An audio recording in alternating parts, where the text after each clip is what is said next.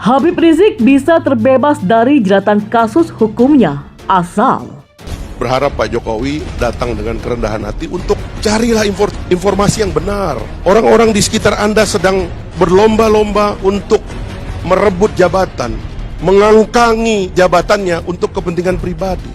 Tidak peduli dengan masa depan, apakah suatu hari presiden akan dipanggil ke Mahkamah HAM atau tidak.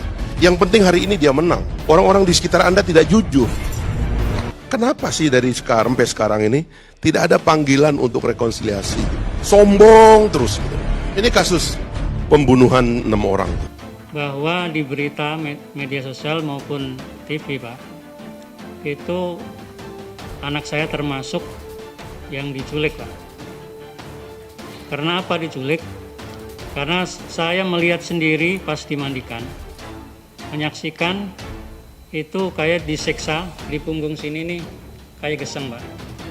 Terus mohon maaf, kemaluannya itu bekas diinjak dan pipi sini bengkak biru dan tangannya sini terkelupas.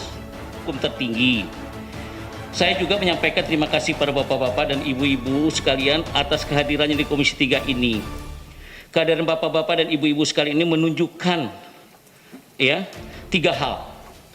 Pertama, di tengah kesedihan yang sangat mendalam, bapak-bapak, ibu-ibu sekalian tidak gelap mata, tidak main hakim sendiri. Kedua, bapak-bapak dan ibu juga menghormati dan mengenakan jalur yuridis yang ada. Ya, salah satunya mengadu ke Komisi 3 ini. HRS mau pulang dijemput keluarganya, tapi ada pejabat nantang, dia itu tokoh kecil, nggak usah dianggap, nggak ada yang datang. Akhirnya datang orang ribuan, yang nyambut dianggap salah. Lu nantang sih sebagai negara.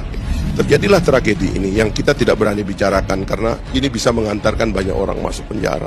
Sampai hari ini saya lihat tone-nya itu masih belagu, masih ngajak berantem, masih gagah-gagahan gitu. Kurang ajar ya, dia kira dia akan terus di situ gitu. Imam Besar FPI Habib Rizik Syihab dinilai sangat bisa terlepas dari jeratan kasus hukum yang menimpanya. Hal tersebut bergantung terhadap beberapa faktor, salah satunya adalah alat bukti. Setelah Komnas HAM mencari kebenarannya, jadi semua pihak kita telusuri kebenarannya, kita runut kronologinya, kita konstruksi peristiwanya. Nah, sampai pagi tadi, sampai siang ini memang ada beberapa hal yang menurut kami semakin membuat terang bagaimana peristiwa ini berlangsung. Tapi mohon maaf, kami tidak bisa share di sini biar tidak mengganggu proses pemantauan dan penyelidikan yang sedang kami lakukan. Bergantung seberapa kuat alat bukti yang disiapkan penyidik. Banyak pandangan kalau soal hukum, soal begitu. Pada di KUHP itu kan diaturnya macam-macam, satu macam tapi tafsirnya macam-macam. Kalau atas nama dan perintah kepentingan pro justisia, ya atas nama hukum lah bisa melakukan tindakan apapun. Anda juga yang menafsirkan harus seizin keluarga. Ujar Direktur Eksekutif Pusat Pengembangan Riset Sistem Peradilan Pidana Universitas Brawijaya atau Persada UB, Fahrizal Afandi saat dihubungi oleh Sindo News pada Sabtu kemarin. Habib Rizik juga bisa terlepas dari jeratan hukumnya dengan pra-peradilan. Saat ini, Habib Rizik lewat tim kuasa hukumnya telah mengajukan pra-peradilan. Dan Pengadilan Negeri Jakarta Selatan telah menjadwalkan sidang perdana pra-peradilan yang akan digelar pada Senin 4 Januari 2021 nanti. Jika tim kuasa hukum Habib Rizik bisa membuktikan di hadapan majelis hakim bahwa kliennya tidak bersalah dan majelis hakim mengabulkan pra-peradilan, maka Habib Rizik bisa terlepas dari jeratan kasusnya. Kalau penasihat hukum HRS bisa membatalkan status tersangka HRS lewat pra-peradilan, maka penyidik harus SP3. Sebelumnya, tim kuasa hukum Habib Rizik Syihab yang juga Sekretaris Bantuan Hukum DPP FPI Aziz Yanuar mengungkapkan hingga kini pihaknya masih mengerjakan materi-materi yang akan dibawa ke pra-peradilan. Aziz menekankan pihaknya akan berusaha secara maksimal agar memenangkan gugatan tersebut. Aziz menekankan pihaknya akan berusaha secara maksimal agar memenangkan gugatan tersebut, sehingga status Habib Rizik sebagai tersangka akan gugur dan tak akan menjalani penahanan seperti sekarang ini. Seperti diketahui, penyidik Subdit 1 Kamnik Ditreskrimum Polda Metro Jaya sebelumnya resmi menahan Habib Rizik Syihab pada Minggu 13 Desember 2020 dini hari. Habib Rizik ditahan sekitar pukul 00.22 waktu Indonesia Barat setelah menjalani pemeriksaan selama 13 jam. Dalam kasus ini, Habib Rizik dijerat dengan pasal 160 dan 216 KUHP. Itu dikatakan FPI Bogor saat mendatangi Mapolresta Bogor Kota pada Selasa kemarin. Ada puluhan orang yang berdemo. Andai kata imam besar tidak dibebaskan, kita siap datang ke Mapolda Metro Jaya. Kita akan serahkan diri ramai-ramai. Andai kata imam besar kita dizolimi, jangankan tubuhnya, sehelai rambutnya pun terlepas. Demi Allah, kami siap bela imam besar. Kami siap korbankan nyawa untuk imam besar, kata salah seorang orator. Dari pantauan suara Bogor.id, usai melakukan orasi satu persatu di luar gedung Mapolresta Bogor Kota, para simpatisan Habib Rizik yang terdiri dari kaum Adam dan Hawa itu secara bersamaan masuk ke dalam. Mereka terlihat kompak mengacungkan tangan bersilang sambil mengepal dan menunjukkan ibu jari tengah, seperti Habib Rizik kala itu digiring anggota Polda Metro Jaya saat akan dijebloskan ke dalam sel penjara. Sambil masuk ke dalam Mapolresta Bogor Kota, mereka turut membacakan sholawat Nabi secara bersamaan. Ketua DPW FPI Kota Bogor Ustadz Asep Abdul Qadir mengatakan kedatangannya ke Mapolresta Bogor Kota untuk menunjukkan bentuk protes terhadap 6 laskar FPI yang ditembak mati polisi.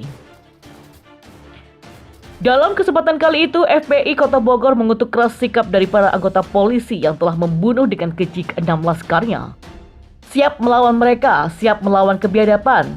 Oleh karena itu, wahai biadab, jangan kau pikir kau bisa tidur tenang. Demi Allah, kami umat Islam akan kejar kemanapun kalian yang sudah membunuh dengan keji. Kalau keadilan tidak ditegakkan dan transparan, demi Allah kita umat Islam akan kejar ke akar-akarnya.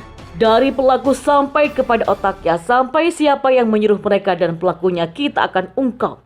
Tak hanya itu, pada aksinya kali ini FPI Kota Bogor meminta kepada Polresta Bogor Kota untuk mengusulkan pembebasan imam besarnya yang saat ini tengah ditahan di Polda Metro Jaya. Ia mengancam jika memang imam besarnya tidak dibebaskan tanpa syarat, pihaknya akan mengumpulkan kembali massa FPI di Kota Bogor untuk datang ke Mapolda Metro Jaya. Dari pantauan di lokasi terlihat kedatangan massa dari pendukung Habib Rizik Syihab itu pun disambut dengan baik Kapolresta Bogor Kota dan Dandim 0606 Kota Bogor. Mereka menuntut pengusutan 6 laskar FPI yang tewas ditembak serta meminta pembebasan Habib Rizik Syihab. Selain itu, Wakil Sekjen PA212 Novel Bamukmin juga membenarkan adanya rencana unjuk rasa tersebut. Novel belum bisa memastikan berapa banyak massa yang akan terlibat. Novel menyebut pihaknya sudah melayangkan surat pemberitahuan ke pihak kepolisian. Dalam poster yang beredar, aksi tersebut bertajuk Aksi 1812 bersama anak NKRI. Aksi akan dilakukan di Istana Negara Jakarta setelah sholat Jumat, pukul 13.00 waktu Indonesia Barat. Terdapat beberapa tuntutan dalam aksi itu, diantaranya usut tuntas, pembunuhan 6 syuhada, bebaskan IBHRS tanpa syarat, stop kriminalisasi ulama, dan stop diskriminasi hukum. Pada poster itu juga terdapat pesan Habib Rizik, jika saya dipenjara atau dibunuh, lanjutkan perjuangan. Massa yang berjumlah kurang lebih 200 orang itu menggeruduk Mapolresta Bandung pada siang hari tadi. Pihak kepolisian pun melakukan penjagaan untuk menertibkan aksi massa tersebut.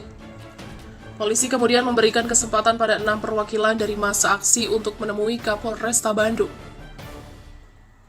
Tadi kita sambut mereka, kita terima dan kita sampaikan aspirasi mereka. Alhamdulillah kegiatan penyampaian pendapat berjalan lancar. Begitulah singkat Kapolresta Bandung, Kombes Pol Hendra via pesannya. Setelah aspirasi disampaikan, massa pun langsung membubarkan diri. Selama berlangsungnya aksi, Hendra mengungkapkan tidak ada kericuhan atau keributan. Ahmad, 37 tahun, warga sekitar Mapolresta Bandung menuturkan massa simpatisan Habib Rizik menggelar demo dengan membawa mobil komando dan beberapa perangkat aksi, seperti spanduk dan poster. Menurutnya ada satu spanduk berwarna hitam bertuliskan 1965 penculikan dan pembantaian 1965 penculikan dan pembantaian 7 jenderal revolusi. Tahun 2020, penculikan dan pembantaian 6 laskar revolusi akhlak. Siapa pelakunya?